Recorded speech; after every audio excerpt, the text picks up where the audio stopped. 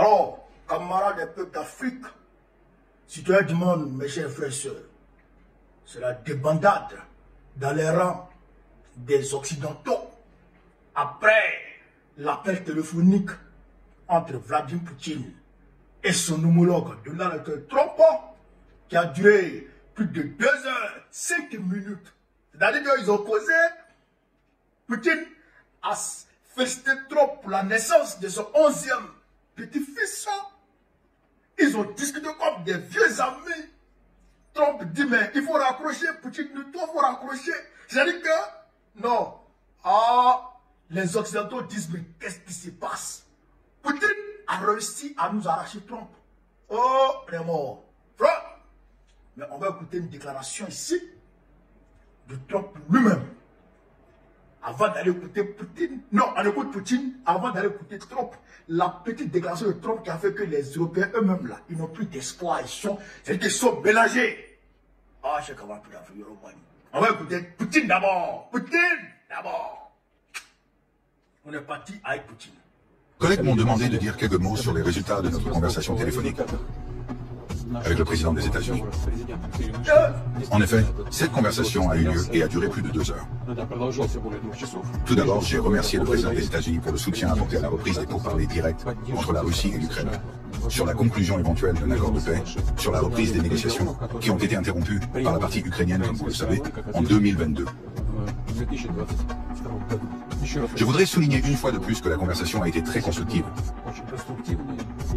et que je l'apprécie beaucoup.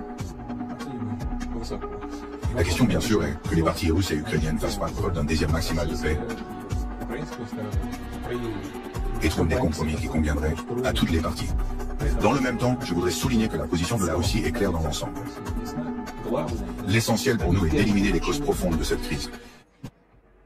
Vous avez écouté Poutine, il dit qu'il y aura des compromis qui vont arranger toutes les parties. Mais eux là, ce qu'ils veulent réellement, c'est pour lutter contre les causes profondes, c'est d'éliminer. Lutter pour éliminer les causes profondes de cette crise. Mais tout le monde sait les causes profondes. Après, je vais revenir sur ça. Mais écoutez ici, le grand Trump. Là, on est parti avec Trump. La semaine dernière que rien n'allait arriver, il n'y aurait aucun progrès jusqu'à ce que vous et Poutine vous rencontriez. Est-ce que vous pensez toujours cela? Je pense que quelque chose va se produire. Une fois de plus, il y a beaucoup d'ego dans cette affaire, mais je pense que quelque chose va se produire. Et si ça ne se produit pas, eh bien, je vais prendre un peu de recul et ils devront se débrouiller. C'est une situation européenne, elle devrait se cantonner en Europe. L'ancienne administration américaine pensait qu'il fallait s'impliquer. Nous avons été impliqués beaucoup plus que l'Europe en termes financiers. Quand on pense à tout ce que nous avons offert, nous avons offert des montants records à une puissance étrangère. On n'a jamais rien vu. Rien vu de tel. Des armes, de l'argent. Nous avons donné près de 3 fois plus que l'Europe. Et c'est une honte. Toute cette affaire est une honte. Le nombre de morts, c'est honteux. Est-ce que vous avez demandé de... Vous avez entendu Trump. Mais est-ce que vous entendez la petite partie même? Il dit, il y a trop d'ego dans l'affaire. Depuis l'arrivée, il est en train de faire, les gens n'ont qu'à trouver la paix, mais il y a trop d'ego. Mais, si cette fois-ci, là, ça ne marche pas, hey, lui va prendre du recul. Il va les laisser dans leur affaire. C'est une affaire européenne, ça doit se cantonner en Europe, sur le continent européen là-bas. Ça ne doit pas traverser le Pacifique pour aller trouver chez eux là. L'ancienne administration de Biden les a engagés, a déjà engagé les États-Unis dedans. Les États-Unis ont dépensé 3 fois plus que l'Europe. Donc, lui, il n'est plus dedans. Parce que lui, il est en train de faire les affaires avec le Moyen-Orient. Elle est là. 4 000 milliards de contrats. Il a décroché ça. Milliards de dollars, 4 000 milliards de dollars de contrats. Il a décroché ça au niveau du Moyen-Orient. Où il est là, il est chargé. Donc, lui, il n'a pas le temps pour les blablabla. Et dans sa conversation avec Poutine, ils ont dit qu'après tout ça, là, ils vont passer à des accords commerciaux de grande envergure entre la Russie et puis les États-Unis. C'est-à-dire, non, Trump c'est 10. Moi j'aime trop le gars là. Malgré que souvent il pète, mais sa tête souvent ça Souvent, sa tête, là, ça disjoncte. Hein. Mais le gars, il me plaît. Il me plaît beaucoup parce qu'il aime son pays. Il aime les citoyens de son pays. Lui, il travaille pour que les citoyens, les Américains, là, ils puissent avoir du bonheur. Lui, c'est ce qui l'intéresse. Est-ce que le citoyen américain est à l'aise? Est-ce qu'il mange bien? Est-ce que dans son assiette, là, il y a du burger dedans? Est-ce qu'il grossit? Hein? Ça, c'est son problème qui est là. Et ça me plaît. Ça me plaît. Les Européens, vous avez la Russie. Vous avez la Russie qui vous donne le gaz à moins de coût, qui vous donne le pétrole à moins de coût. Vous laissez ça. Vous renoncez à tout ça. Vous battez là-bas, en Europe, aux États-Unis, pour acheter du gaz de schiste, qui est 2 fois plus cher que le gaz russe. Le pétrole, qui est 2 fois plus cher que le pétrole russe. Maintenant, ils disent qu'ils ne vont plus acheter le pétrole russe sur les bateaux fantômes. Je vais vous expliquer ça un peu aujourd'hui. Cameroun peu d'Afrique. On va lire ce que le Figaro dit. Oh, le Figaro, média français. On va écouter ici, chez Cameroun peu d'Afrique. Selon le Figaro, le journal français, les Européens ne peuvent s'en prendre qu'à eux-mêmes. Ils se sont enfermés dans cette impasse. Ils peuvent s'en prendre qu'à eux-mêmes. C'est eux-mêmes qui sont enfermés dans cette impasse. C'est ce que le Figaro dit. Ah, les langues se délient. Les langues se délient. Frère, les langues se délient. Trump dit, lui va prendre du recul. Il va les laisser dans leur affaire. Donc les Européens ne peuvent que s'en prendre à eux-mêmes. Est-ce que vous comprenez ça? C'est une impasse. Ils ne peuvent pas s'en sortir. C'est bouclé. C'est un tunnel sans issue. Ils vont faire demi-tour. Non, moi, demi-tour, au climat. Écoutez ici, je suis sorti sur un article qui explique un peu ces choses. Écoutez ici. C'est que les Européens sont en train de faire les ressources européennes, tellement que ça ne va pas suivre, tellement que c'est la débandade et la compte de n'importe quoi. Lors d'une réunion à Bruxelles, les ministres des Affaires étrangères et de la Défense de l'Union européenne ont critiqué le manque d'implication de Washington. Ah, Patrice Sangana. Le ministre allemand des Affaires étrangères a exhorté les Américains à faire davantage de pression sur Moscou. Il ne va pas avoir davantage de pression sur Moscou? D'accord. De son côté, le secrétaire général de l'OTAN, Mark Rutte, a salué le leadership de Donald Trump tout en soulignant l'importance de ces échanges avec les dirigeants européens. Pourtant, les États-Unis ne semblent pas prêts à exiger un cessez-le-feu comme préalable aux négociations, contrairement à Kiev et à l'Union européenne. Mark Rutte, eux, ils veulent un préalable, un cessez-le-feu comme préalable avant discussion, avant toute discussion. Donc Poutine n'a qu'à arrêter de frapper. Et quand ils envoient les armes là, les dépôts d'armes là, pourquoi Poutine va toucher à ça? Hein, ils n'ont qu'à négocier d'abord. Donc si la négociation ne marche pas, entre-temps, ils ont déjà rempli les magasins, les stocks d'armes en Ukraine. Comme ça, dès que la guerre reprend, ils sont en force. Et puis, le Poutine dit non. Pendant qu'on discute, on s'y frappe. Vous envoyez les armes, ils bombardent. Vous envoyez les bombardent. Donc, c'est ça qui est par là entre eux. L'Europe continue néanmoins de renforcer ses sanctions. Un 17e paquet de mesures. Un 17e paquet de mesures a été adopté, ciblant notamment les navires du commerce fantôme russe transportant du pétrole.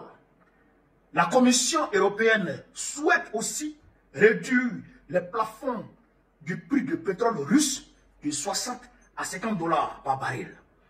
Mais une telle mesure serait difficile sans l'aval de Washington. Le ministre français des Affaires étrangères a déclaré vouloir serrer la gorge à la Russie.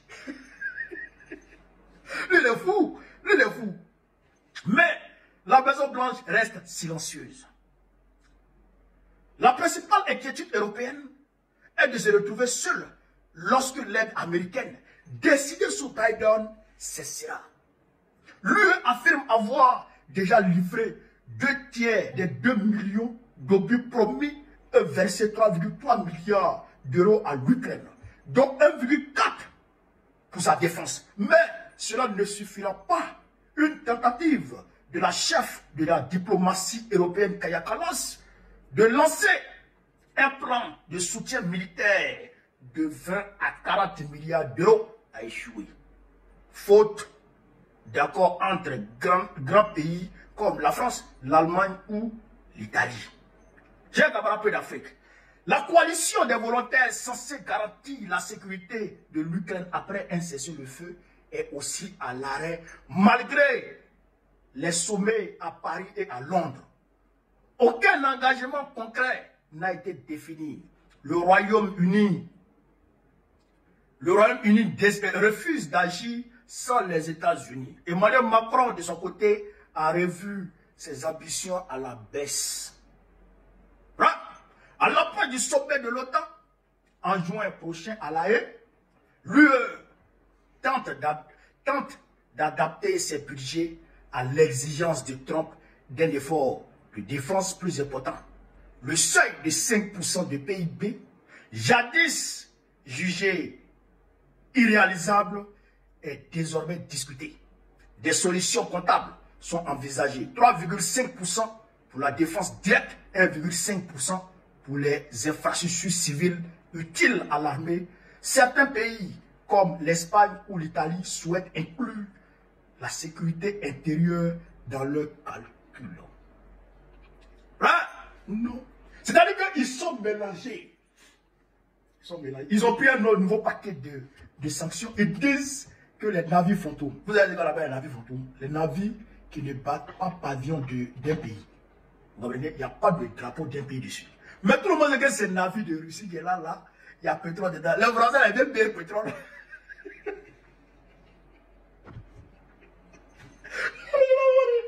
Tu vois, ça c'est un secret que les gens gardaient. Mais il faut qu'on vous dise ça. Il faut qu'on vous dise ça.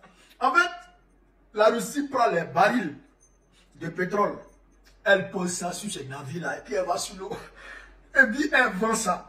Les Européens, ils viennent acheter ça et puis ils retournent ça. Ils retournent chez eux. Après quand ils arrivent chez eux, ils disent on n'a pas acheté pétrole russe, on a acheté pétrole du navire fantôme. Donc ils disent, navire fantôme là, ils vont arrêter d'acheter pétrole avec les navires fantômes. Où est les gens comme ça? Le gaz, c'est pareil. Le gaz liquéfié là, on stocke ça sur le bateau. Les Européens viennent acheter. Mais, même si tu vois le drapeau de Russie dessus, celui qui te vend là, tu sais que c'est russe. Ils achètent. C'est pas ça. Et puis ils disent que c'est des sanctions. En fait, ceux-là, ils se moquent trop de leurs citoyens. Vous avez les Occidentaux, surtout les Français. Excusez-moi, chez les Afrique. Vous avez les Français, eux là, souvent, ils ne se cultivent pas. Vous comprenez? Les Français, beaucoup ne se cultivent pas. Ils sont beaucoup comme ça, il y a beaucoup qui ne se cultivent pas. Tu vas aller demander aux Français, France 24. 80% des Français ne savent pas qui est France 24, qui est RFI. Ils savent pas. La guerre qui se passe en Russie là, quand il y a BFM, c'est que BFM dit là, c'est fini. Ils s'en vont à la maison. Et puis là, on se met qu'il y a BFM. Eux là, c'est Cyril Hanouna, ils regardent. C'est Dadju, c'est les... Et c'est ça. Donc, on se moque d'eux. On se moque d'eux. Vous comprenez ça? Donc, c'est certain, bon, il y a des intellectuels français qui ont compris et qui, voilà. Donc, ils se moquent d'eux. Mais nous, on sait tout ça là. Les navires fantômes, on sait. On connaît tout ça là, il y a longtemps, on sait. Donc, ils ont fait pression pour que le baril de pétrole russe passe de 60 $ à 50 $. Mais vous êtes malade. Mais il y a, comment on appelle ça? Il y a une organisation des pays producteurs de pétrole. Il y a une organisation des pays producteurs de pétrole qui est là. Elles vont se réunir. Si vous voulez diminuer le pétrole russe, elles vont se réunir et vont trouver des solutions pour que ça arrive. Et d'ailleurs, Washington n'est pas dedans. Trump qui est là, il ne peut pas aller dans ce sens. Donc, comme l'État c'est une continuité, les engagements que Joe Biden, l'administration Biden avait pris. C'est toujours en vigueur. Donc il faut les satisfaire. Comprenez? Mais quand ça va finir là, pour dire que Trump lui-même, il va prendre d'autres mesures avec son administration, comme aide militaire pour donner à l'Ukraine, ça va chauffer. Alors que sans les États-Unis, ceux-là ne peuvent pas. Les Européens ne peuvent pas tenir. L'Allemagne a dégringolé. L'Allemagne a dégringolé. L'Allemagne est devenue 6e puissance. La France est devenue 9e puissance. La Russie a dépassé l'Allemagne. La Russie a dépassé la France en termes d'économie. À cause de quoi? À cause de la crise énergétique. Créée artificiellement par eux-mêmes. Par eux-mêmes, par la doctrine nazie. Voilà ce que je voulais vous dire sur cette vidéo. Celui-ci, partagez au maximum. Vive l'Afrique libre. Vive le panafricanisme. Vive tous les présidents panafricains. Babo, président Beko, en octobre prochain. Inch'Allah. On est ensemble, les gars. Merci.